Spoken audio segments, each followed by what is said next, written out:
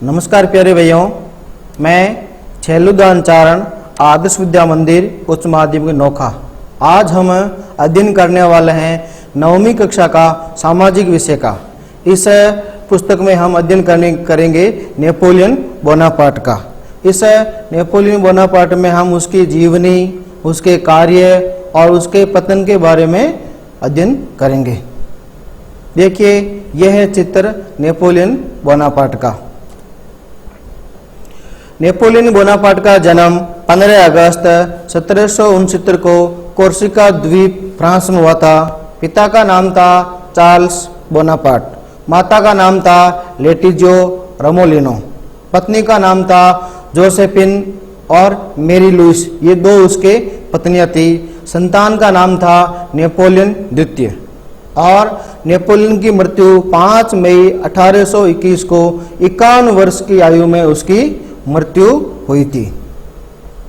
अब है नेपोलियन का उदय। नेपोलियन का अर्थ होता है घाटी का शेर। 1789 ईस्वी में फ्रांस में क्रांति हुई। इस क्रांति ने एक विश्व पुरुष को जन्म दिया जिसे नेपोलियन बोनापार्ट के नाम से जाना जाता है। नेपोलियन कहता था दुनिया में दो ही सबसे ताकतवर चीजें हैं, आत्मा और तलवार। अंत में आत्मा तलवार से जीत जाएगी। नेपोलियन एक ऐसा योद्धा था जिसे लोग आजादी और खुशियां दोनों देने वाला मसीहा समझते थे। नेपोलियन का साम्राज्य युद्ध में पनपा, युद्ध ही उसके अस्तित्व का आधार बना। अनजानी राहों पर वीर आगे बढ़ा करते हैं, कायर तो परिचित राह पर ही तलवार चमकाते हैं। ये थे कुछ वाक्य नेपोलियन बोनापार्ट के बारे में। 1799 ईस्वी से 1804 ईस्वी तक नेपोलियन प्रथम काउंसिल के रूप में उसने कार्य किया। उस कार्यों में सबसे प्रथम कार्य है नेपोलियन ने कंसुलेट नामक एक नया संविधान बनाया था। प्रथम काउंसिल बनने के बाद नेपोलियन ने फ्रांस के लिए एक नवीन संविधान का निर्माण किया जो क्रांति का चौथा संविधान था। इसके द्वारा कार्यपालिका शक्ति 3 काउंसलरों में निहित कर दी गई। प्रधान काउंसिल को अन्य काउंसिलों से अधिक शक्ति प्राप्त थी। वास्तव में संविधान में गणतंत्र का दिखावा तो जरूर था, लेकिन राज्य की संपूर्ण सत्ता नेपोलियन के हाथों में ही केंद्रित थी। अब है अगला आर्थिक सुधार। नेपोलियन ने फ्रांस की जर्जर आर्थिक स्थिति से उसे उबारने का प्रयत्न किया। इस क्रम में उसने सर्वप्रथम कर प्रणाली को सुचारू बनाया। कर वसूलने का कार्य केंद्रीय कर्मचारियों के जिम्मे किया तथा उसकी वसूली सख्ती से की जाने लगी। उसने घूसखोरी, सट्टेबाजी, ठेकेदारी में अनुचित मुनाफे पर रोक लगा दी। उसने मित व्यवस्था पर बल दिया और फ्रांस की जनता पर अनेक अप्रत्यक्ष कर लगाए। नेपोलियन ने फ्रांस में वित्तीय गतिविधियों को सुचारू रूप से चलाने के लिए बैंक ऑफ फ्रांस की स्थापना की, जो आज भी कायम है। राष्ट्रीय ऋण को चुकाने के लिए उसने एक पृथक कोष की भी स्थापना की। नेपोलियन ने जहां तक संभव हुआ सेना के खर्च का बोझ विजित प्रदेशों पर डाला और फ्रांस की जनता को इस बोझ से मुक्त रखने की कोशिश की। नेपोलियन ने कृषि के सुधार पर भी बहुत अधिक बल दिया और बंजर और रेतीले इलाके को उपजाऊ बनाने की योजनाएं बनाई ताकि उस पर खेती की जा सके। व्यापार के विकास के लिए नेपोलियन ने आवागमन के साधनों की तरफ पर्याप्त ध्यान दिया। सड़कें बनाई, नहरें बनवाई, विभिन्न प्रकार के व्यवसायों के प्रगति के लिए यांत्रिक शिक्षा की व्यवस्था की। फ्रांसीसी औद्योगिक वस्तुओं को लोकप्रिय बनाने के लिए प्रदर्शनी के आयोजन को बढ़ावा दिया और स्वदेशी वस्तुओं एवं उद्योगों को प्रोत्साहन दिया गया। बेरोजगारी की समस्या को दूर करने के लिए निर्माण कार्यों को प्रोत्साहन दिया। इस तरह नेपोलियन ने फ्रांस को जर्जर और दिवालियेपन की स्थिति से उबारा। अब है उसका धार्मिक सुधार। फ्रांस की बहुसंख्यक जनता कैथोलिक चर्च के प्रभाव में थी। क्रांति के दौरान चर्च की शक्ति को कमजोर कर उसे राज्य के अधीन ले आया। चर्च की संपत्ति का राष्ट्रीयकरण कर दिया गया और पादरियों को राज्य की वफादारी की शपथ लेने को कहा गया। इससे पोप नाराज हुआ और आम जनता को विरोध करने के लिए उकसाया। फलतः सरकार और आम जनता के बीच तनाव पैदा हो गया। नेपोलियन इसे दूर करने के लिए 1801 ईस्वी में पोप के साथ समझौता किया, जिसे कॉनकॉर्डेट कहा जाता है। अब है शिक्षा संबंधित सुधार। नेपोलियन ऐसे नागरिकों को चाहता था जो उसके एवं उसके तंत्र के प्रति विश्वास रखे। इसके लिए उसने शिक्षा के राष्ट्रीय एवं धर्मनिरपेक्ष स्वरूप अपनाते हुए सुधार किए। शिक्षा को प्राथमिक, माध्यमिक और उच्च स्तरों पर संगठित किया। सरकार के द्वारा नियुक्त शिक्षकों की सहायता से चलने वाले इन स्कूलों में एक ही पाठ्यक्रम, एक ही पाठ्य पुस्तकें एवं एक ही वर्दी रखी जाती थी। नेपोलियन ने पेरिस में एक विश्वविद्यालय की स्थापना की और उसमें लैटिन, फ्रेंच, विज्ञान, गणित इत्यादि विषयों की जानकारी दी जाती थी। यह यूनिवर्सिटी विश्वविद्यालय के समान अर्थ में कोई यूनिवर्सिटी नहीं था, वरन प्राथमिक से उच्चतर शिक्षा तक की सभी संस्थाओं को एक सूत्र में बांधने वाली एक व्यवस्था थी। नेपोलियन ने अनिवार्य सैनिक शिक्षा लागू कर दी। इस सैनिक शिक्षा के तहत छोटे बालकों को शुरू से ही सैनिकों का प्रशिक्षण मिलना शुरू हो गया। अब है नेपोलियन फ्रांस का सम्राट। 1804 ईस्वी से लेकर 1815 ईस्वी तक नेपोलियन फ्रांस का सम्राट रहा। इस दौरान उसने अनेक युद्ध किए। उन युद्धों का कुछ विवरण इस प्रकार है। पहला है ट्राफलगर का युद्ध। यह 21 अक्टूबर 1805 को लड़ा गया। 21 अक्टूबर 1805 को फ्रांस और स्पेन की संयुक्त सेना और नेल्सन के नेतृत्व वाली अंग्रेज जल सेना के मध्य ट्राफलगर के समीप समुद्र में भयंकर युद्ध हुआ। इसे ट्राफलगर का युद्ध कहते हैं। यद्यपि इस युद्ध में नेल्सन वीरगति को प्राप्त हुआ, पर इंग्लैंड की जल सेना ने फ्रांस और स्पेन की संयुक्त जल सेना को ट्राफलगर के युद्ध में परास्त कर दिया। फ्रांस की इस पराजय से नेपोलियन द्वारा समुद्र की ओर से इंग्लैंड पर आक्रमण करने का भय समाप्त हो गया। इस युद्ध में इंग्लैंड का बहुत अच्छा सेनापति वीरगति को प्राप्त हुआ। दूसरा युद्ध है ऑस्ट्रेलिया का युद्ध। 2 दिसंबर 1805 को लड़ा गया। नेपोलियन ने रूस और ऑस्ट्रिया की संयुक्त सेनाओं को अक्टूबर 1805 को ऑस्ट्रेलिया के युद्ध में परास्त कर दिया। यह विजय नेपोलियन की महत्वपूर्ण विजयों में से थी। रूस ने इस पराजय के बाद अपनी सेनाएं पीछे डाली और ऑस्ट्रिया ने नेपोलियन के साथ 26 दिसंबर 1805 को प्रेस वर्ग की संधि की। अगला है फ्रीडलैंड का युद्ध 14 जून 1807 को। नेपोलियन के विरुद्ध जो तीसरा गुट थर्ड कोलिशन निर्मित हुआ था, उसमें अब इंग्लैंड और रूस ही शेष बचे थे। बाकी सदस्य देश ने नेपोलियन के हाथों परास्त हो चुके थे। फलतः नेपोलियन रूस की ओर आगे बढ़ा और 8 जनवरी 1807 को आइलो नामक स्थान पर दोनों सेनाओं में भीषण युद्ध हुआ। 14 जून 1807 को फ्रीडलैंड के युद्ध में नेपोलियन ने रूस को परास्त कर दिया। इस पराजय के बाद रूस के सम्राट जार अलेक्जेंडर ने निमेर नदी में एक शाही नाव में नेपोलियन से भेंट की। इस अवसर पर नेपोलियन ने अपनी आकर्षक, प्रभावशाली व्यक्तित्व और मधुर शिष्टाचार से जार को प्रसन्न किया। अंत में टिलिसिट नगर में फ्रांस, रूस और प्रशा के प्रतिनिधियों में टिलिसिट की संधि हो गई। यह संधि की प्रमुख कुछ शर्तें थी जो मैं बता रहा हूँ। रूस और फ्रांस में परस्पर प्रभाव क्षेत्र निर्दिष्ट हो गया।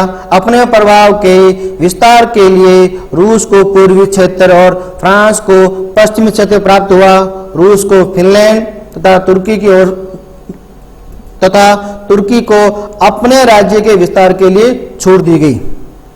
फ्रांस रूस से क्षतिपूर्ति के लिए कोई धनराशि या प्रदेश नहीं लेगा। प्रसा में एल्बा नदी के पश्चिमी क्षेत्र के अन्य जर्मन प्रदेशों से मिलाकर वेस्टफेलिया नामक नवीन राज्य निर्मित किया गया और नेपोलियन ने इसे राज्य का शासक अपने भाई जेरोम बोनापार्ट को नियुक्त किया।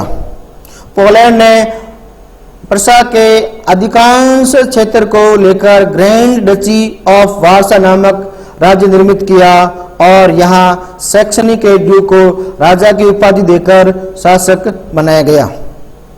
रूस के सम्राट जार अलेक्जेंडर ने नेपोलियन द्वारा नवनिर्मित राज्यों को मान्यता दे दी तथा नेपोलियन द्वारा जीते गए इटली, जर्मनी और हॉलैंड के राज्यों को भी मान्यता दे दी गई। अब है मास्को अभियान। नेपोलियन की सेना ने नोमेन नदी पार कर रूस की सीमा में प्रवेश किया। रूसी सेनाओं ने फसलों, भंडारों को नष्ट करते हुए पीछे हटने तथा छापामार हमले करते रहने की नीति अपनाई। अनेक कठिनाइयों का सामना करते हुए किसी तरह जब नेपोलियन मास्को पहुंचा तो उसने पूरे शहर को वीरान पाया। वास्तव में अभी तक फ्रांसीसी सेना अपना खर्च पराजित प्रदेशों से निकालती थी, किंतु इस युद्ध पद्धति और रणनीति ने यह संभव नहीं हो सका। नेपोलियन को आशा थी कि जार आत्मसमर्पण कर देगा, परंतु जार आत्मसमर्पण के बजाय साइबेरिया चला गया। नेपोलियन मास्को में लगभग 2 महीने तक शांति प्रस्ताव की प्रतीक्षा में रहा। तभी उसके सैनिकों के लिए खाद्य सामग्री का संकट पैदा हो गया। महामारी फैल गई, अतः नेपोलियन को लाचार होकर मास्को से लौटना पड़ा। सेना को भूख, ठंड और रूसियों ने परेशान किया। इस तरह जब नेपोलियन ने रूस की सीमा छोड़ी तब उसके पास 6 लाख में से 5 लाख सैनिक हो चुका था। इस तरह से यह अभियान निरर्थक सिद्ध हुआ। इसकी असफलता का कारण नेपोलियन की हठधर्मिता और रूसी सैनिकों की पीछे हटने की कूटनीति को समझा जा सकता है। अगला है लिप्चिंग का युद्ध। सेक्शनों के लाइप्सिंग नामक स्थान पर 16 से 21 अक्टूबर 1793 को लड़ा गया था। रूस, प्रसा, ऑस्ट्रिया और स्वीडन के संयुक्त सेनाओं ने रूस के जार अलेक्जेंडर प्रथम के नेतृत्व को पराजित कर दिया। इस युद्ध में लगभग 6 लाख सैनिकों ने भाग लिया। इस प्रकार प्रथम विश्व युद्ध के पहले यूरोप की यह सबसे बड़ी लड़ाई थी। अब है अंतिम युद्ध है वाटरलू का युद्ध। 18 जून 1815 में लड़ा गया था। नेपोलियन का यह अंतिम युद्ध था। एक तरफ फ्रांस था तो दूसरी तरफ ब्रिटेन, रूस, प्रसा, ऑस्ट्रिया, हंगरी की सेना थी। युद्ध में हारने के बाद नेपोलियन ने आत्मसमर्पण कर दिया। मित्र राष्ट्रों ने उसे कैदी के रूप में सेंट हेलेना नामक टापू पर भेज दिया, जहां 51 वर्ष की आयु में 1821 ईस्वी में उसकी मृत्यु हो गई। नेपोलियन की मृत्यु के बारे में कुछ किंवदंतियां हैं जो मैं आपको बता रहा हूं। नेपोलियन बोनापार्ट की मौत को लेकर तरह तरह की बातें की जाती है। अधिकांश इतिहासकार ये मानते हैं कि उसकी मौत पेट के कैंसर की वजह से हुई थी। वाटरलू की लड़ाई में हार जाने के बाद नेपोलियन को 1821 में सेंट हेलेना द्वीप निर्वासित कर दिया गया, जहां 51 साल की उम्र में उसकी मृत्यु हो गई। लेकिन सन 2001 में फ्रांसीसी विशेषज्ञों ने नेपोलियन के बाल का परीक्षण करके पाया कि उसे आर्सेनिक नामक जहर दिया गया था। यह माना जाता है कि संभवतः सेंट हेलेना के तत्कालीन ब्रिटिश गवर्नर ने फ्रांस के काउंसिल के साथ मिलकर नेपोलियन की हत्या की साजिश रची थी। लेकिन अमेरिकी वैज्ञानिकों ने बिल्कुल ही अलग व्याख्या की है। उन्होंने कहा नेपोलियन की बीमारी का जो उपचार किया गया था उसी ने उसे मार दिया। नेपोलियन को नियमित रूप से पोटेशियम ट्राटेट नामक जहरीला नमक दिया जाता था, जिससे वह उल्टी कर सके और एनिमा लगाया जाता था। इससे नेपोलियन के शरीर में पोटेशियम की कमी हो गई, जो हृदय के लिए घातक होती है। नेपोलियन को उसकी आंतों की सफाई के लिए 100 मिलीग्राम मर्क्यूरी क्लोराइड दिया गया और 2 दिन के बाद में उसकी मृत्यु हो गई। अगला है अपना नेपोलियन के पतन के कारण। नेपोलियन के पतन के कारण के कारण यूरोप राजनीतिक क्षितिज पर नेपोलियन का प्रादुर्भाव एक धूमकेतु की तरह हुआ और अपनी प्रक्रिया तथा परिश्रम के बल पर वह शीघ्र ही यूरोप का भाग्य विधाता बन बैठा। उसमें अद्भुत सैनिक तथा प्रशासनिक क्षमता से सभी को चकित कर दिया, परंतु उसकी शक्ति का स्तंभ जैसे बालू की दीवार पर खड़ा था जो कुछ ही वर्षों में ध्वस्त हो गया। वस्तुतः नेपोलियन का उत्थान और पतन चक्काचौंध करने वाली उल्का के समान हुआ। वह यूरोप के आकाश में सैनिक सफलता के बल पर चमकता रहा, परंतु पराजय के साथ ही उसके भाग्य का सितारा डूब गया। जिस साम्राज्य की कठिन परिश्रम के पश्चात कायम किया गया था वह देखते ही देखते समाप्त हो गया और उसके पतन के अनेक कारण थे। पहला है असीम महत्वाकांक्षा। नेपोलियन असीम महत्वाकांक्षी व्यक्ति था। असीम महत्वाकांक्षा के कारण किसी व्यक्ति के पतन का मुख्य कारण साबित होती है। नेपोलियन के साथ भी यही बात थी। युद्ध में जैसे जैसे उसकी विजय होती गई वैसे वैसे उनकी महत्वाकांक्षा बढ़ती गई और वह विश्व राज्य की स्थापना का स्वप्न देखने लगा। यदि थोड़े से वह संतुष्ट हो जाता और जीते हुए साम्राज्य की देखभाल करता और अपना समय उसमें लगाता तो उसे पतन की दुर्दशा नहीं देखनी पड़ती। चारित्रिक दुर्बलता। नेपोलियन में साहस, संयम और धैर्य कूट कूट कर भरा था, लेकिन उसकी दृष्टि में घृणा, उसका प्रतिशोध, उसका कर्तव्य तथा समाधान कलंक था।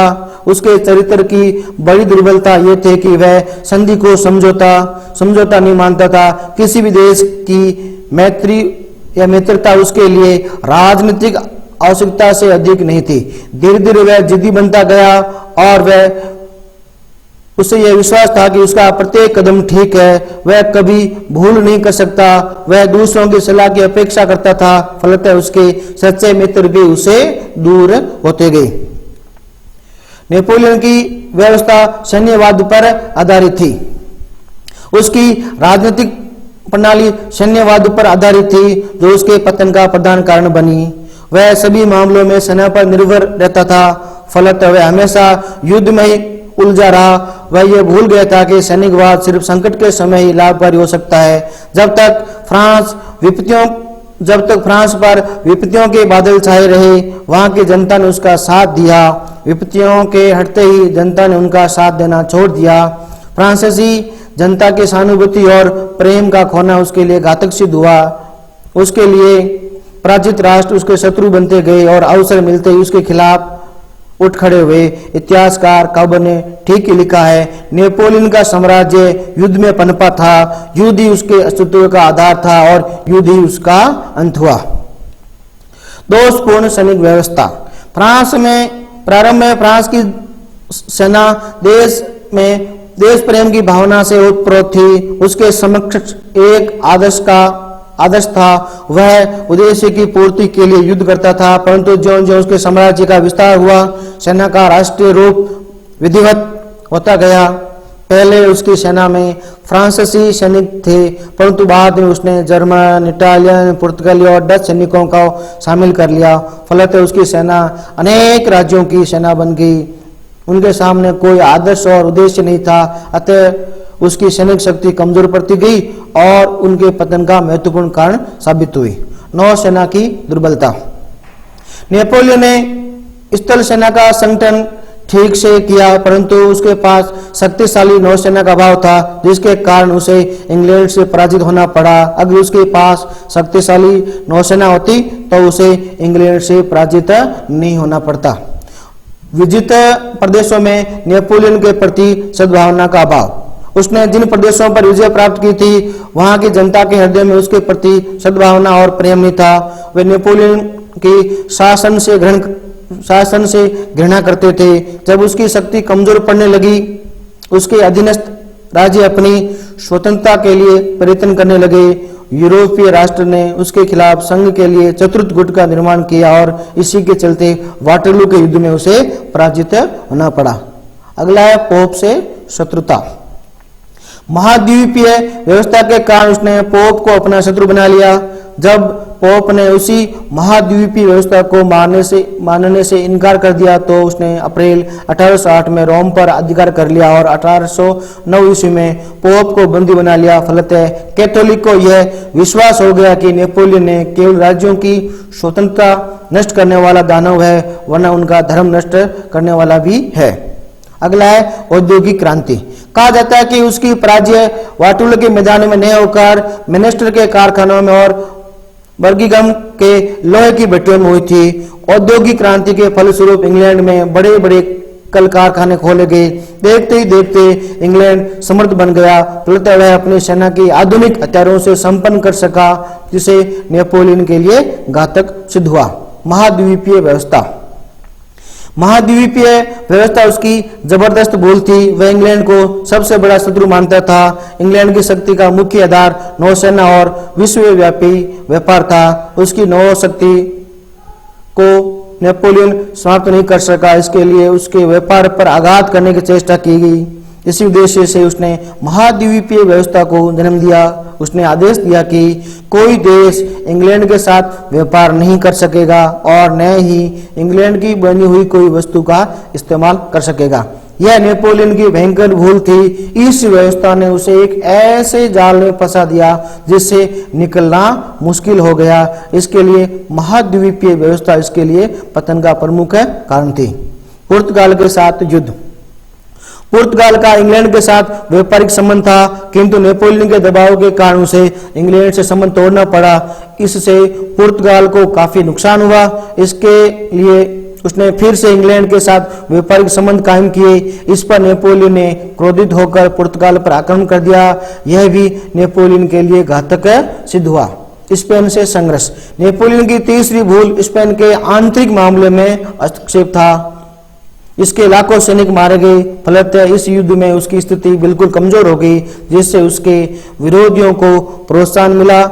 जब नेपोलियन ने अपने भाई को स्पेन का राजा बनाया तो वहां के निवासी उस विदेशी को राजा मानने के लिए तैयार नहीं थे। उन्होंने नेपोलियन की सेना को स्पेन से भगा दिया। उस विद्रोह से अन्य देशों को भी प्रोत्साहन मिला और भी अनेक स्थानों पर विद्रोह होने लगे। रूस का अभियान। नेपोलियन ने रूस पर आक्रमण कर भारी भूल की। रूस ने इसकी महाद्वीपीय व्यवस्था को स्वीकार नहीं किया। इस पर नेपोलियन ने रूस पर आक्रमण कर दिया। इसमें यद्यपि मॉस्को पर इसका अधिकार हो गया, लेकिन उसे महान क्षति उठानी पड़ी। इसके विरोधियों ने आक्रमण करने की योजना बनाई। इसे आक्रमण से उसे पराजित होना पड़ा। अगला है थकान। अनेक युद्धों में लगातार व्यस्त रहने के कारण वह थक चुका था। 50 सैलानियों ने लिखा है, नेपोलियन के पतन का समस्त कारण एक ही थकान में निहित है। ज्यों-ज्यों वह युद्ध में उलझता गया, त्यों-त्यों उसकी शक्ति कमजोर होती गई। वह थक गया और उसके चलते उसे पतन के लिए अलग होना पड़ा। सगे संबंधी। उसके पतन के लिए उसके सगे संबंधी भी कम उत्तरदायी नहीं थे। हालांकि वह अपने संबंधियों के प्रति उदारता का बर्ताव करता था, लेकिन जब भी वह संकट में पड़ता था उसके सगे संबंधी उसकी मदद नहीं करते थे। चतुर्थ गुट का गठन।